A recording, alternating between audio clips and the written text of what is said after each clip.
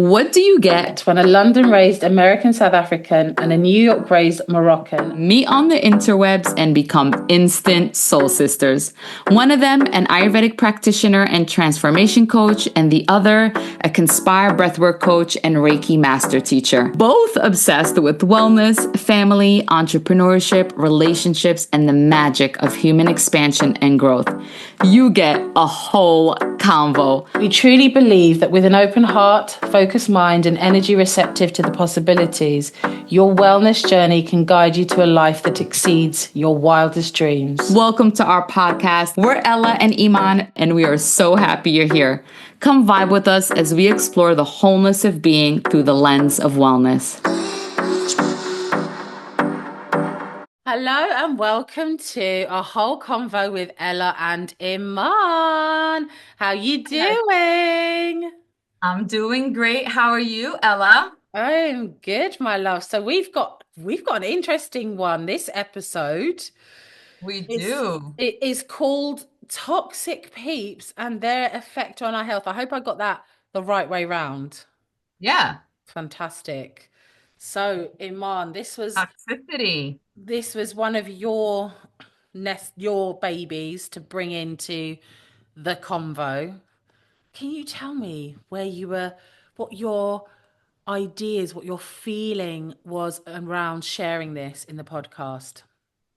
Well, I think no matter where you are in life and what your dynamic is in family or friendships or just in life, I think every single person has at least experienced, the feeling of having someone in their life that is disempowering or quote unquote toxic, and how that actually was for them is important to talk about and share. And sometimes it could be family members. And so my thought Mm, process is like, okay, it's a lot easier to cut off someone who, you can choose to be in their life or not, whether it's a friend or even a partner, even though that can be very tricky sometimes hmm as well. hmm It's not as easy to cut off a parent or a sibling or an aunt or someone that you see and, is in your family or lives with you. I mean, there are some people who live with toxic people under one roof. And I think that is a big topic. I feel that it's important to speak about and mm, share, just kind mm. of dive in together with you, not only to kind of open the space for a new perspective, but also to really find true healing for those who are maybe experiencing toxicity in their life from people Mm. and how that impacts our health Yes. mentally, physically, spiritually. It's a sensitive one and it's tough, but I think it's important. It really is. I mean, even the idea of understanding that people can have toxic traits and understanding that that is not acceptable. Because I feel like going back a few years, and this is a thing that's a cultural phenomenon that I've maybe been aware of when I reflect back. Certain people's behaviors, if it was what would now be spoken of as toxic, or people's behaviors that were unacceptable, was depending on who they were, depending on the situation, was tolerated. Where now, when we have this understanding that actually certain people's behaviors, if it does damage you in a certain way, then you have the capacity to look at things differently. Like you're saying, open the conversation, have a different perspective. There is a potential that you don't have to just continue to be exposed to that behavior and continue to be affected by how that person's lack of awareness or whatever it is affecting Right. you in your life. So I think it's great that we can actually identify these things and then have a conversation about it. Yes, definitely. A whole convo about it. Whole You said convo. something that was interesting and I liked. You said that some people can have toxic traits. I like that you said it that way because I think, especially when it's happening, especially when there's that kind of exchange between, individuals that can be disempowering and toxic, it's easy to look at this person as just they're a toxic person. Absolutely. And then we just label them and define them as this toxic person, period, which hmm while in the moment may seem like they deserve it because they're doing damage to the person's psyche and energy and health, Hmm. Why do toxic people have toxic traits? And is it just that they're toxic people? Full stop. Oh, Full stop. this is a juicy one, and I want to just speak to that. This was something I remember. I was so young when my dad explained this distinction in language to me. And Mm, he spoke about the differentiation between what people do and that the things that they do defining who they are. mm, He spoke about it like it's so important not to give that person that attribute as their defining character and the only part of them, as frustrating as it was, as difficult as it may be to experience them, because then there's no room for maneuver for either you right.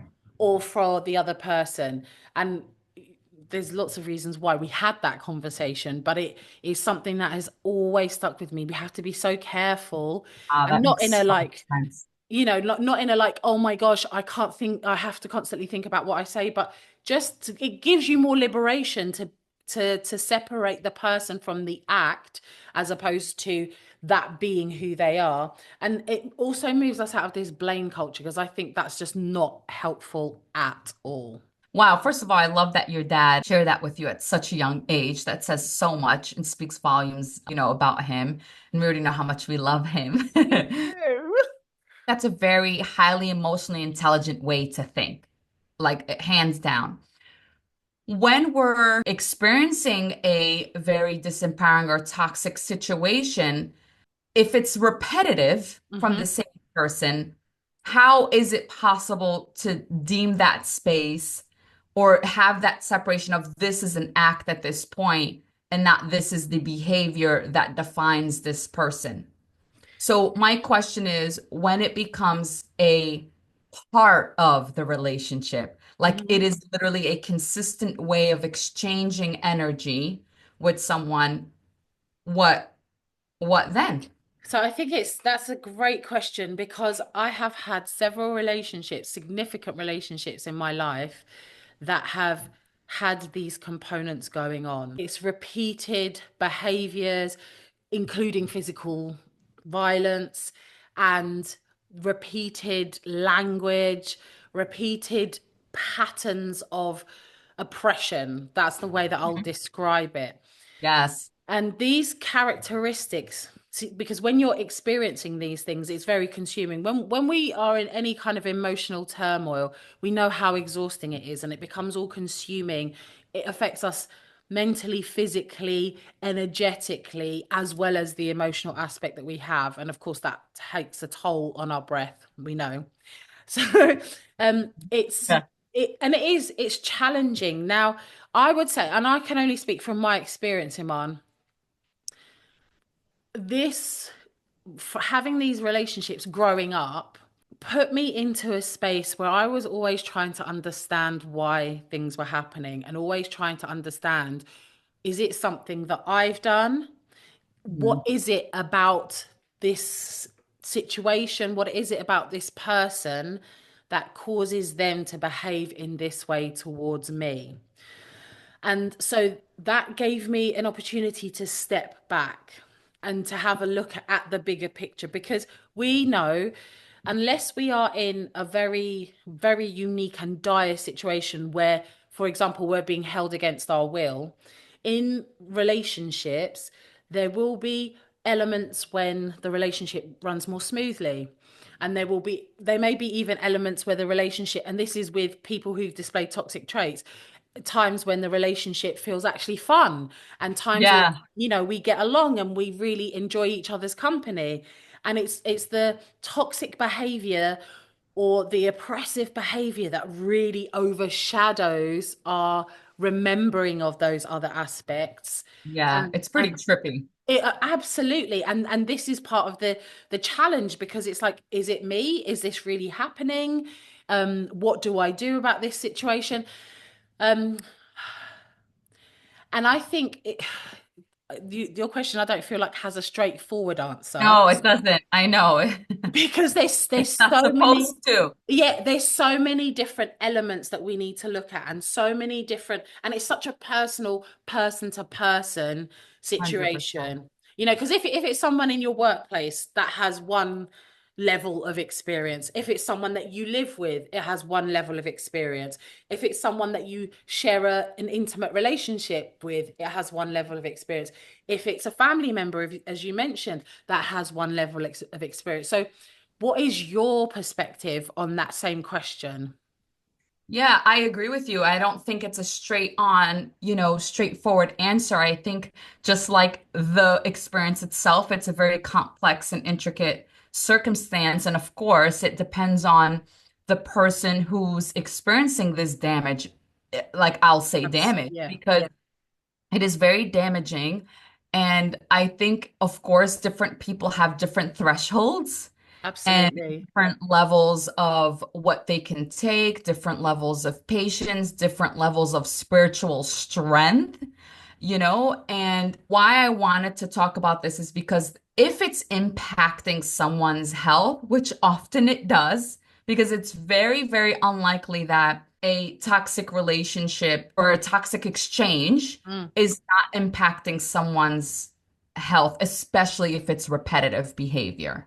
Okay, I think this is a, sorry to interrupt you. I think this is a great place to actually define what do we mean when we're saying that a behavior or an exchange is toxic? What do we mean specifically? Because if someone is experiencing a challenge with their person and it feels uncomfortable, they may not necessarily identify it as toxic or Right. recognize that. So what are we mean? Well, yeah, that's good. We can definitely define that. And again, I just mentioned how different people have different levels of threshold. So what may feel toxic to me may not feel toxic to someone else, but I am going deeper than just a level of discomfort. I'm not saying an uncomfortable conversation. Hmm. I'm not saying, like a crucial conversation that's, A bit awkward and a bit awkward and bringing layers of like your flaws to the table and doing the work. Like when I think of the word toxic, it's poison. Like I think of the word poison when I think of the word toxic. So it's like depletion, hmm. diminishing, right? Like sucking your light and spirit out of you. That's what I define toxicity as. Like if there's an exchange that makes me feel absolutely diminished, drained, disempowered, oppressed. You said a word that I agree with. I think that oppression, Yes. control can be toxic. Feeling oppressed, feeling suppressed, feeling minimized. Mm. I think those are toxic behaviors. And so again, everyone has their different thresholds, but when those kind of things start impacting our health, especially mentally and physically, that's when I think there should be a larger capacity to address the situation. Okay, so I love that you said that, and part of the reason I asked is, it's interesting that many women, particularly, and this has just been in my experience with friends, with clients, with people I've known, don't necessarily recognize where oppressive, toxic traits are present in their relationships. And they won't see those behaviors and those patterns, and particularly when it comes to control, as something that they uh need to be worried about is not the right way to explain it, but that's something Need to they have address, a, yeah, or have, they need to do something about. yeah, or not even that, but it's just like, oh, I can't complain about this because he's not violent, or he's not hitting me, or the person, I'm talking, if someone's in a marriage or a relationship like that, or even if it is a family member, they are not doing something that is obvious, like anyone could look at the situation and say, oh, that's unacceptable. And that goes back to your point about the different levels of threshold that we have, Right. but it's also just a highlighting of, actually, there are certain things, if it feels wrong to you, if it makes you feel that something is off, that's enough. That's what I literally was just gonna say. I don't care so much about what it's defined as in society. My wish is that we as individuals, as human beings, as spirits in a flesh body, have such a deep connection with our own selves Mm, and our own inner intelligence that we know right away when something is off. I don't need to have a vocabulary word for it. It just it feels icky. It feels, it doesn't feel vital. I want to be that in tuned that I can at least just be like, wait, is something off? mm, Like I just the awareness of maybe questioning things more. And not only different people have different thresholds, which you kind of restated again, and I appreciate that, but also different people have different like upbringings and yeah, backgrounds and contexts of what is right and what is wrong. So someone who maybe grew up in an abusive household or even didn't, like whatever it is, if they're an adult right now that maybe doesn't see things as problematic, yeah. there's a lot of variables to that and why. So Hmm. it's not like black and white. This is not, like I said in the beginning, this is a very intricate and complex conversation. But again, to just mention what you said and why I feel it's so important and why I agree with you, it's to actually connect with the feeling that we have ourselves versus what's actually happening and Hmm. what we define the thing as. Is it toxic? Is it not? And just to continue to ask ourselves and have self-reflection, Mm. have more self-reflection in our life. Is this something that I can authentically, and we talk about authenticity a lot in this podcast, is this something I genuinely and authentically can say feels good to me and I like? Do I want this to be a part of my life? Mm. And if the answer is no, then I need to take the responsibility as an adult to do a little bit more contemplation Hmm. and self-reflection and questioning on the whole picture as a whole, literally looking at things as a whole and not punishing myself or diminishing myself or blaming myself, just looking at it as what is the truth for me? Mm. And I think oftentimes with these kind of things, it's a little bit more than just like, well, different things for different people. I think a lot of the times we can lie to ourselves. I Absolutely. think a lot of people actually know the truth, they're scared maybe to connect on a more deeper level with themselves because it is scary. It Mm. is uncomfortable. Mm. Getting out of a situation that's uncomfortable is scary. It's not, especially like you said, if it's with an intimate partner or with a family member. Like, what if it's a parent? Do you just like leave the house? You're gonna be on the street? Like, and same with partner. Like, so yes, there are so many variables, but this is just to open up the space and the conversation to kind of look inward and ask ourselves, are we doing the work that we deserve in order to live true by our values? Mm. And I think that is directly related to our health. Oh, absolutely, because it's that when we create that disassociation from what feels right and good in our bodies and on ourselves, we then become a suppressing force in our experience, Ah, then has a knock-on effect on our health. And well, as you were speaking as well, I was exactly. thinking about back to well-being being the ultimate legacy and how this interweaves with that because you know, regardless of what we experience, the framework that we're offered in our formative years and our understanding and our perspective of the world, when we start to venture out and discover for ourselves, experiment, be curious, learn about what feels good for us and what we enjoy, that that layering and that information goes on to feed what's there. And it is that decision, do I cover my eyes, cover my ears, and just act like I'm not noticing this thing? Or what Right. do I do? And it's absolutely not a dig or a judgment if we're not in that space to actually take steps. It's the being open to receive the information. And that's such an internal process, an Yes. internal search, it's an internal truth finding. And even just in having that awareness, things start to shift for us. And it's a very, very private, personal experience for every single person. I do know that the more we question things and the more we kind of turn inward, the bigger the possibility is for us to actually shift and create change in our life.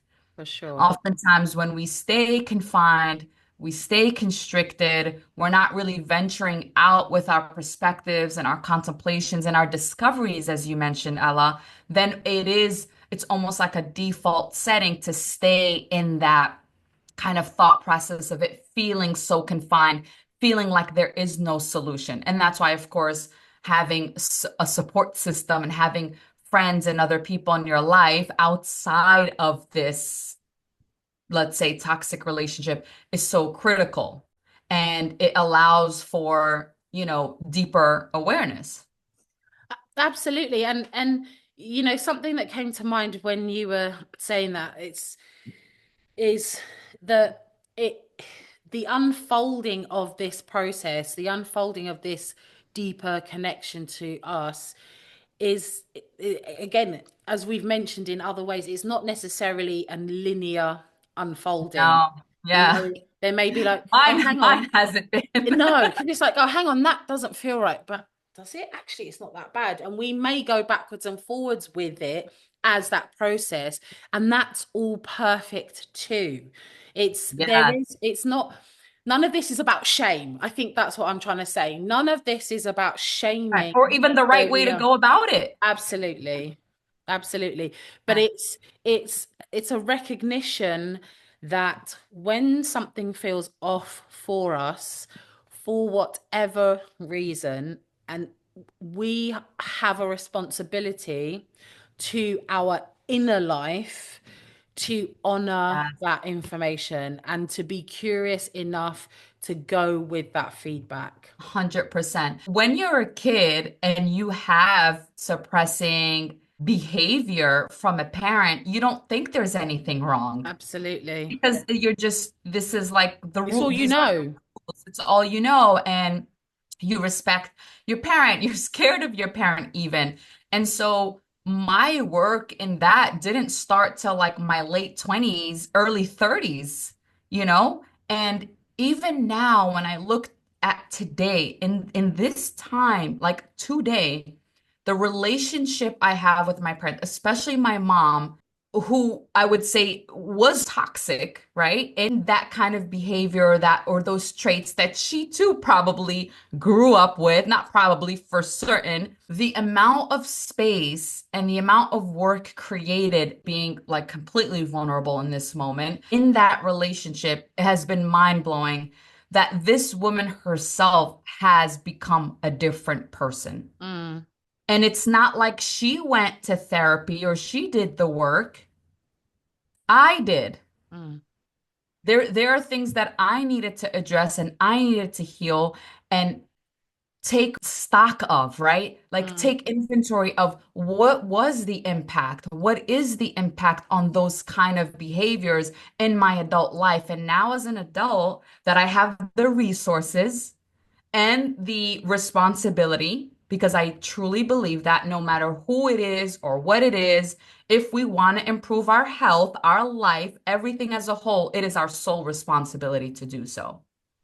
And so, in those years of doing the work, in my, stepping back, in my pauses, in my breaths, as we Yes. talk about, Yes. there has been transformation even on her end Mm.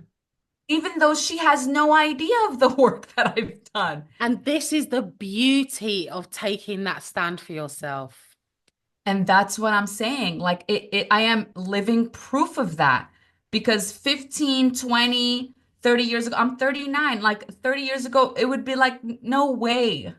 That's that kind of behavior. No, that's who she is. Again, like we spoke about in the beginning of this episode, defining them. What if I said, no, that's who she is. Mm, mm. That's not who she is. You know how many layers and layers and layers that exist for each of us? My mother has so many incredible, beautiful aspects, but that growth needed to happen somehow, some way. And I'm so grateful that I had the awareness and the inquisitive nature to be like, this is something not cool. This is Mm. off. I don't feel good. It's And not then right start, for you. it's not right for me, and start exploring ways to nurture that, to expand on that, to recreate that, to rewrite the narrative for myself and my relationship with my mom. I think that's such a And it's been beautiful share. so powerful and beautiful. It's such a beautiful sharing, man. Thank you. And it also underlines the reminder of the personal power that we have when we are I just got chills in saying experiencing, that. when we are experiencing these toxic episodes, these toxic interactions with people that don't feel right for us, because it can feel oppressive and we can feel powerless. But when we bring it and turn it back into what can I do about this? How can I change my perspective? It almost offers us a miracle because It really is. the more that we can move away from being stuck in that the feeling that that relationship or those interactions cause us to have, the more we can open up our perspective. And in owning that personal power, remember when we talk about everything being energy, that shift in our energy is not something you're going to announce. Like, Right? even if you had a relationship where you felt able to say that with your mum, you're not going to announce it. And- No. Yeah. there is something innately in you taking that responsibility and doing that work and cleaning up what needs to be cleaned up, that then has a ripple effect into your A relationship. 100%. Because when I tell you the shifts and the changes, I mean, I used to get anxiety just getting like voice notes from her. I would be so terrified. My health was impacted. And Mm, now it's a miracle. yeah. Like, you don't have that sensation anymore. The way she even communicates with my sister and I, like her openness, the way she's grown. And it wasn't like a sit down, like, okay, mother, here's what's gonna happen. Here's what I did. Here's what I found out. Here's the work. It was a natural shift of exchange, a little bit of boundaries, a little bit of allowing space for her and acceptance. This is something my husband always used to tell me when I would have like these breakdowns and this anxiety, reminding me of acceptance Mm. and allowing the space for growth. And when I tell you the growth of this woman is mind-blowing, it is a miracle. And so it can be there. It is possible.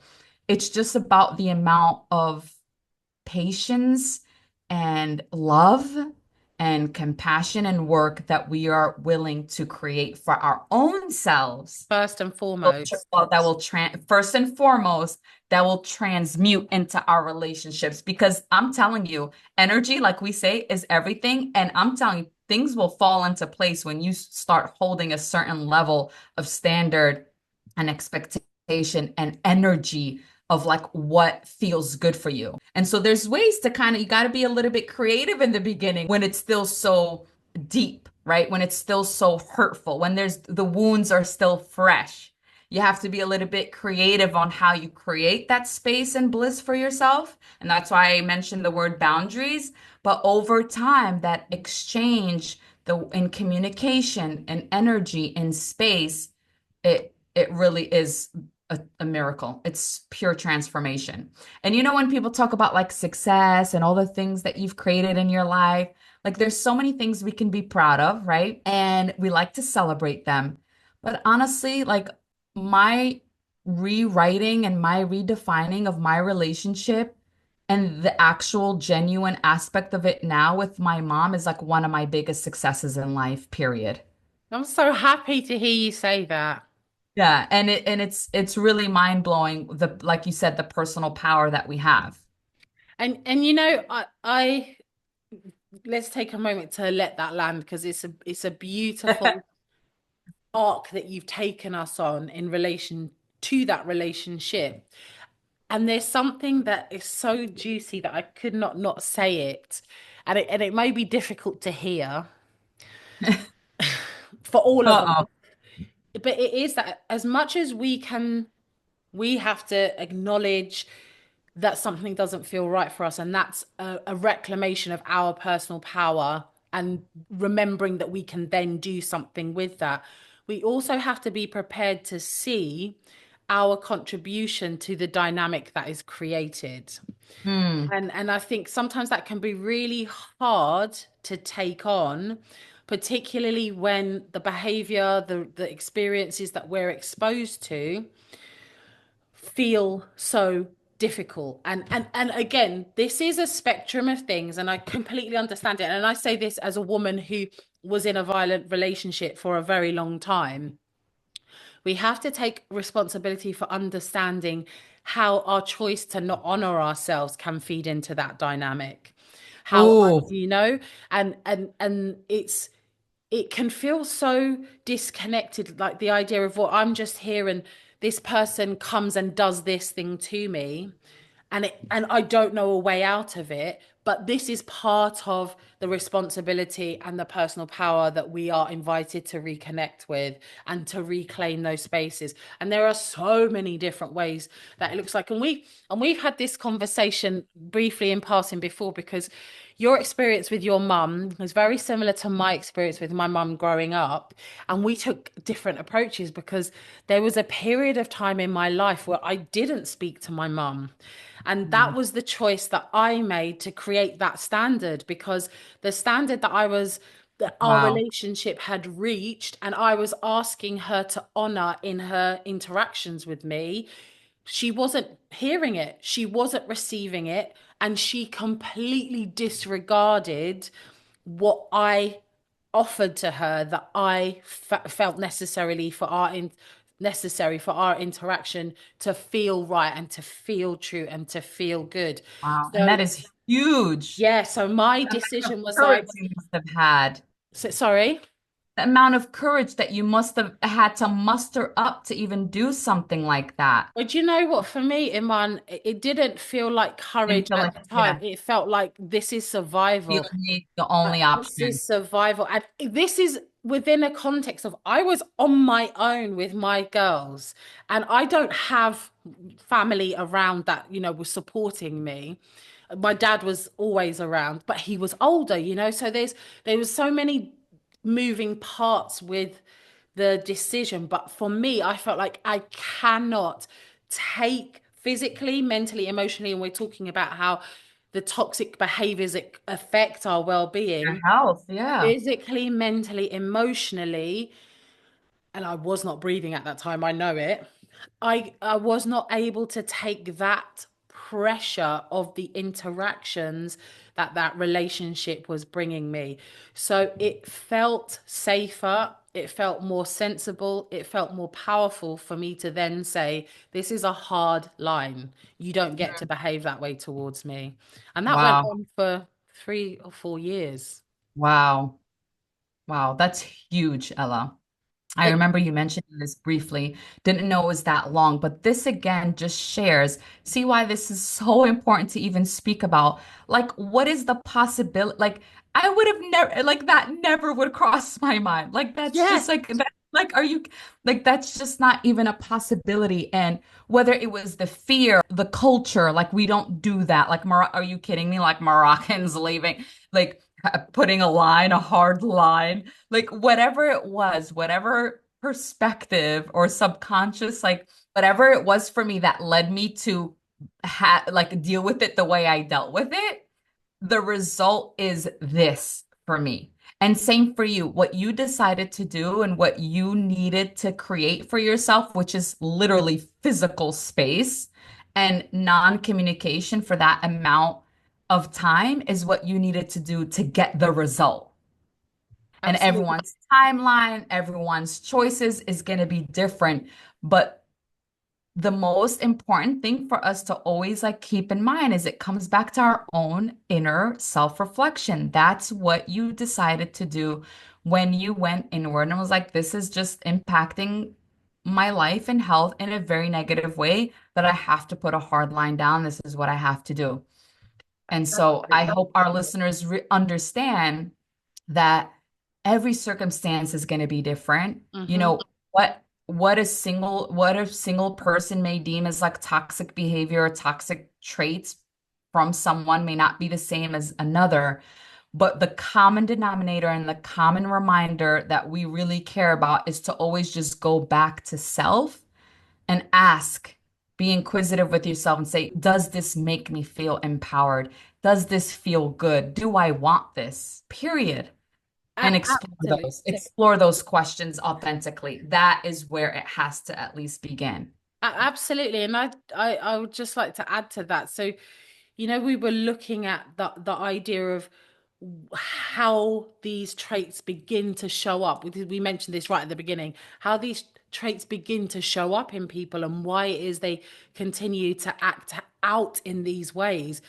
So my decision to create that separation was based on deep compassion and understanding Oh, of where my mum's journey was and her experience growing up and why it was that her emotional capacity and the disconnect in her emotional intelligence that caused her to act out in ways that she did. exactly. So it was that deep understanding and knowing that from that place that was what felt like the best thing in that context and that awareness and that Wow. care for our relationship. So, you know, and I say this knowing that it's hard when people are really deeply impacted by toxic behaviors from others that is particularly those types of toxic behaviors they've never been exposed to, so it's difficult to have that understanding as to why Mm, a person would behave in a certain way. And I think about this particularly in relation to violence because it's something that's so obvious. And I guess my concept of violence actually extends beyond just physical violence because we can be violent with our words. We can be violent with our actions. We can be violent with our finances. There's so many ways that violence can come into things, but there is always, and I truly believe this, the opportunity for us as human beings to rectify behaviors, to clean up our act. And that's not to suggest that if you are experiencing something that is deeply detrimental to you, that you need to stay around and put up with it, or that you need to just like hopefully try and change the person. That's not it. But it's to do so, take whatever steps you need to take with kindness for yourself and honoring and respecting you, and that kindness for and compassion for why the other person is that way. Because mhm. if we keep holding on to or harboring resentments, that's when the Yeah. poison starts to drip into us. Exactly. Yeah. Because no one wakes up one morning and is like, I want to be toxic today. Like it is layers and layers and history and past traumas that they themselves went through that we could Absolutely. probably never even wrap our heads around. And that's why the compassion is so important. It's not to forgive it, it's not to allow it, it's to help you make a decision that is best for you, that will allow them the space to do the work they need to, if they so If that choose to. exactly. But It's so, taking care of yourself in a way that is not possible by staying in that yeah. dynamic. And that's powerful. Oh, love that. Thank you for sharing that vulnerable aspect of you too, Ella. And I know it's not easy because we love, our family and Absolutely. we have our things, and I think we are just living proof of how much transformation can happen when we really do the work and we take that, inner self-referral action that we deserve, period. So this was a whole combo for sure. I hope our listeners found value in that. Of course, you can share with us your insights, you can comment, you can reach out to us.